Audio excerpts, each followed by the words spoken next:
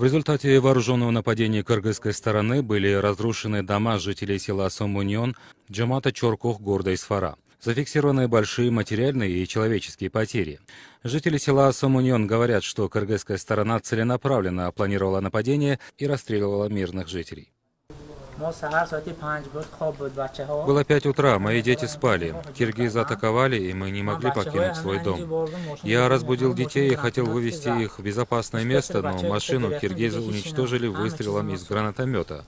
У нас ничего не осталось. Хорошо, что детей спас.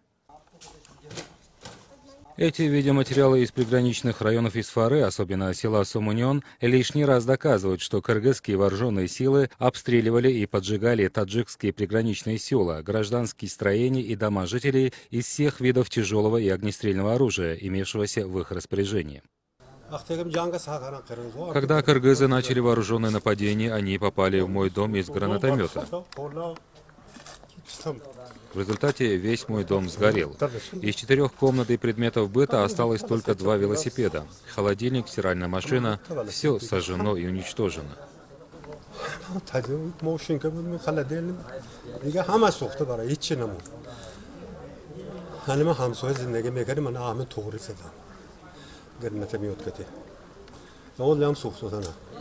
В результате агрессивного нападения войск Кыргызской республики в Исфаре повреждены и разрушены различные строения, в том числе жилые дома граждан. В настоящее время соответствующими органами сформирована рабочая группа для определения ущерба, уточнения количества поврежденных строений и жилых домов.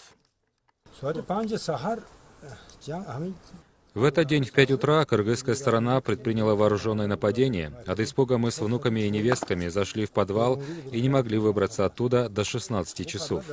После узнал от соседа, что мой дом горит. Я не мог близко подойти к дому, так как кыргызская сторона вела интенсивный обстрел. Я оказался здесь только что, вместе с вами.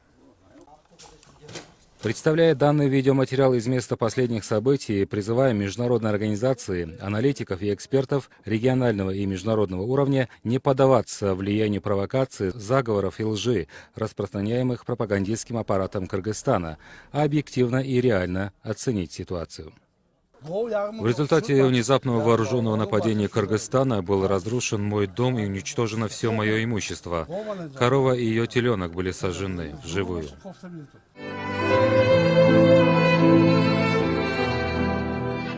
Это не первый случай, когда кыргызские военные совершают точечное вооруженное нападение, открывают огонь по мирным жителям, поджигают их дома и грабят их имущество.